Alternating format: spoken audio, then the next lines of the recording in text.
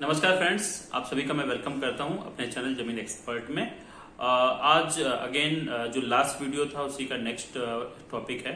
जिस last time में जो वीडियो था उसमें मैंने आपको बहुत इंपॉर्टेंट चीज कवर की थी, वो था कि कैसे हम लोग विद मटेरियल और विदाउट मटेरियल अपने पूरे घर को बनवा सकते हैं और उसके लिए क्या क्या प्रोसेस होता है। आज हम जो कवर करने वाले हैं वो है कि कोई भी स्टेप बाय स्टेप प्रोसेस क्या होता है घर को बनाने का। तो पहला सबसे इम्पोर्टेंट जो प्रोसेस होता है, क्योंकि ये बोलते हैं ना कि ये आपका एक ड्रीम होम है जिसको आप बनाने जा रहे हो। सबसे इम्पोर्टेंट क्या होता है, जब भी कोई घर बनाने की हम बात करते हैं तो कभी ये मत सोचिए कि मुझे 2 ही फ्लोर बनाना है। कई बार हम लोग ये सोचते हैं कि बजट के हिसाब से कम पैसे में हमारी हर चीज कम में हो जाए। बट सबसे इम्पोर्टेंट क्या है कि कल को अगर आप 3rd और 4th फ्लोर बनाएंगे तो उसकी प्लानिंग भी आज ही होनी चाहिए, भले 5 ईयर के बाद आप बना रहे हैं।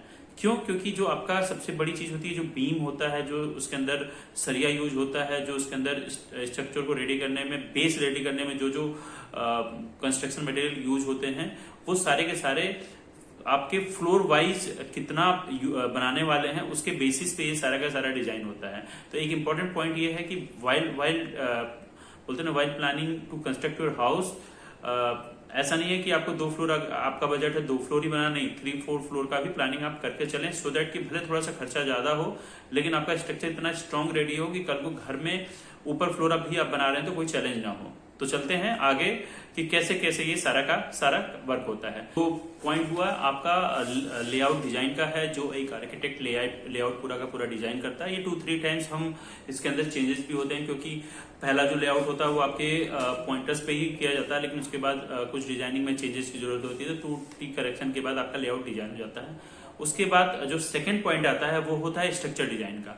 स्ट्रक्चर डिजाइन का मतलब ये हुआ कि जो आपका बेस है वो कैसे रहेगा। अब जो मैंने स्टार्टिंग वीडियो में बोला था कि आपके पास बजट भले 2 फ्लोर का ही है, लेकिन आप कितने फ्लोर बनाना चाहते हैं इन फ्यूचर 5 ईयर 6 ईयर के बाद या 7 ईयर के बाद, वो उसकी प्लानिंग आपको खुद ही करनी होती है। क्यों? क्योंकि इसके अंदर मिनिमम 12 mm का जो सरिया तो यूज होता ही होता है अगर आप 2 फ्लोर बनाते हैं, लेकिन अगर आप उससे ऊपर का भी फ्लोर इन फ्यूचर बनाना चाहते हैं या बनाने का प्लान है तो उसके लिए आज ही आपको सरिया हो गया और उसका जो बेस रेडी करने के लिए जो भी कंस्ट्रक्शन मटेरियल चाहिए वो आपको यहीं पे वर्क करना होगा और यहीं पे डिजाइन करना होगा। उसके हिसाब से ही आपका स्ट्रक्चर डिजाइन किया जाएगा और ये भी हमारा जो स्ट्रक्चर डिजाइन इंजीनियर होता है वो बनाता है।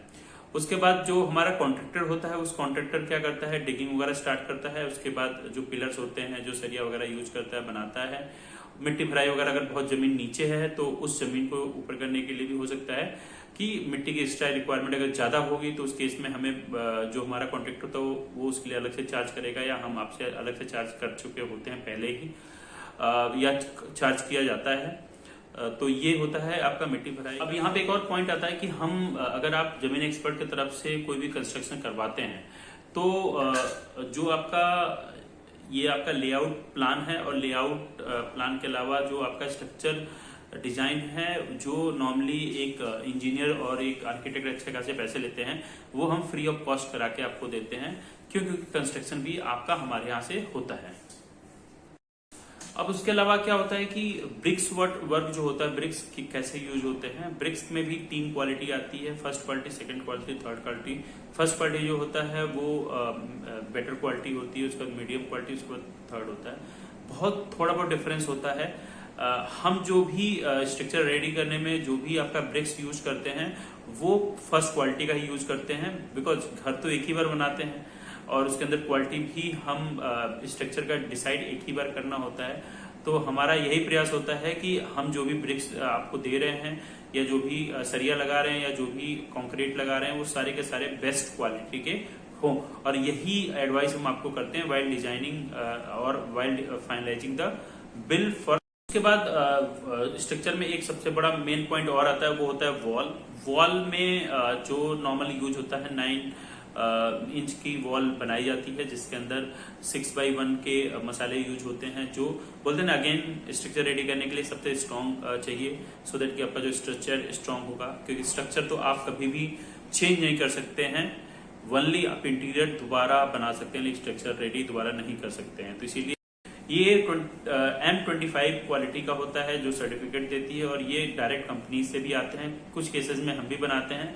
बट एडवाइसेबल यही होता है कि आपके फ्लोर अच्छे हैं, बनाना चाहते हैं और क्वालिटी बहुत अच्छी होनी चाहिए, तो उसके लिए M25 RMC का यूज होना चाहिए और हम वही यूज करते हैं। और सबसे अच्छी बात क्या, इसका सर्टिफिकेशन भी होता है for the year, for the quality and for the strong structure.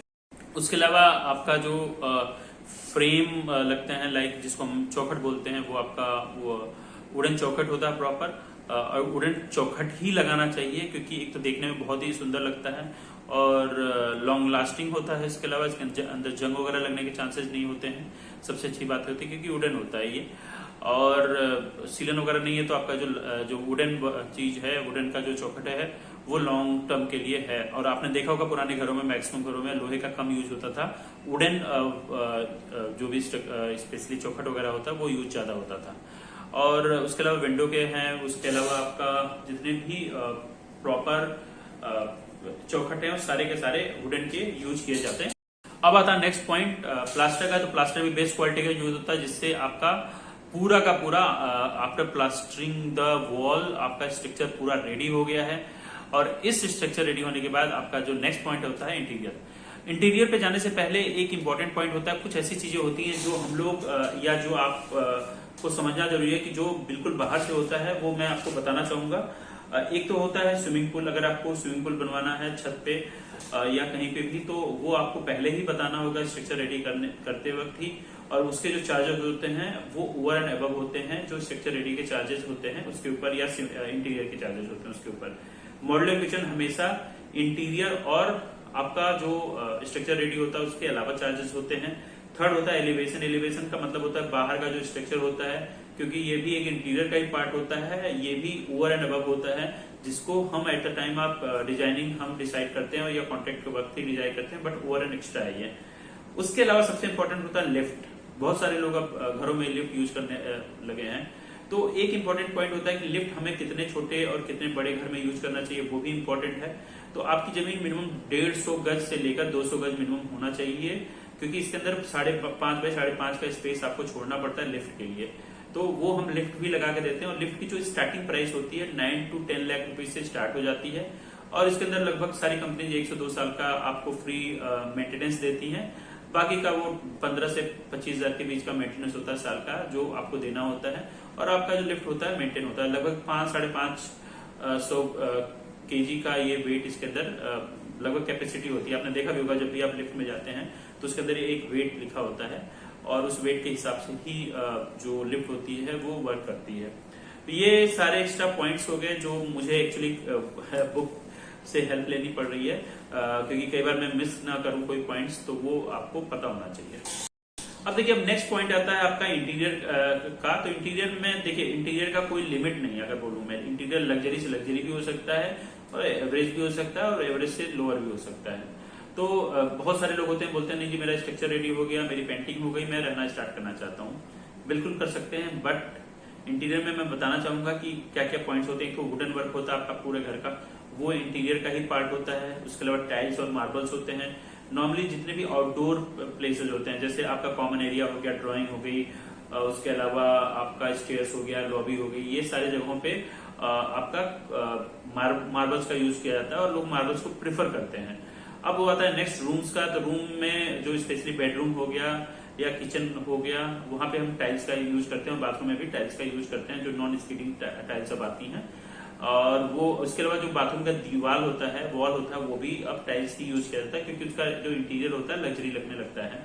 और क्योंकि मेनली क्या होता है, उसमें पानी के छींटे वगैरह पड़ते हैं, दीवार खराब ना हो, तो इसीलिए अब नॉर्मली ये आपका टाइल्स का यूज किया जाता है। टाइल्स की जो साइज होती है 2x4 की होती है, जो स्पेशली बाथरूम या किचन में लगाते हैं।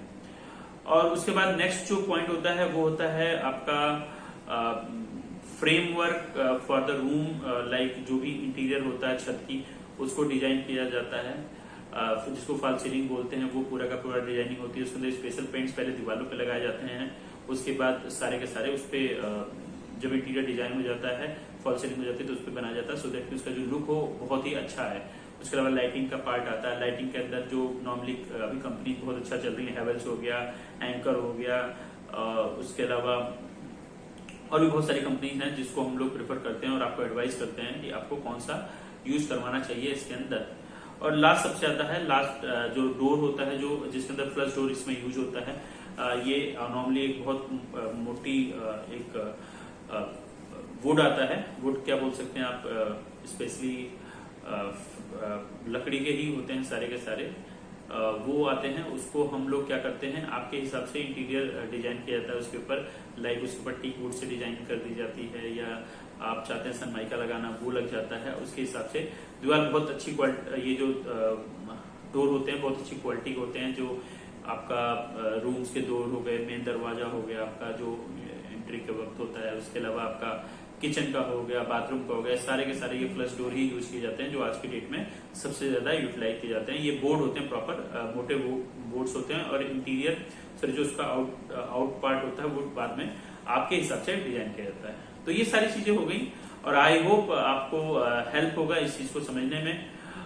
स्टार्टिंग मैंने पहले भी आपको पिछले वीडियो में बताया था कि आपको कैसे अपना बिल्टअप एरिया निकालना है। बिल्टअप एरिया निकालने का बहुत सिंपल सा फॉर्मूला होता है कि जो भी आपका फ्लोर, जो भी आपकी जमीन है उसकी जो फ्रंट कितना है और गहराई कितनी है, इनटू अगर मल्टीप्लाई हम करते हैं लाइक 20 इंटू 40 800 हो गया, 20 इंटू 50 हो गया आपका 1000 स्क्वायर फीट हो गया, और जितने फ्लोर हम डिजाइन करना चाहते हैं उसके हिसाब से मल्टीप्लाई करेंगे तो वो आपका एक्चुअल बिल्डअप एरिया निकलेगा। और बिल्डअप एरिया को कवर करने के लिए या बनाने के लिए दो तरीके से कंस्ट्रक्शन यूज करते हैं, विद मटेरियल, विदाउट मटेरियल।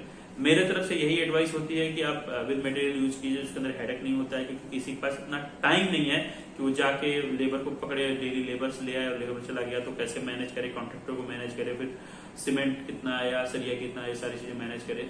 तो बहुत अच्छी तरीके से विद मटेरियल हम आपको एक सपोर्ट देते हैं आपको अपना ड्रीम होम बनाने में, और आपका बस एक ही काम होता है, बैग उठाना है और आपको आना है, और पूरा का घर रेडी है।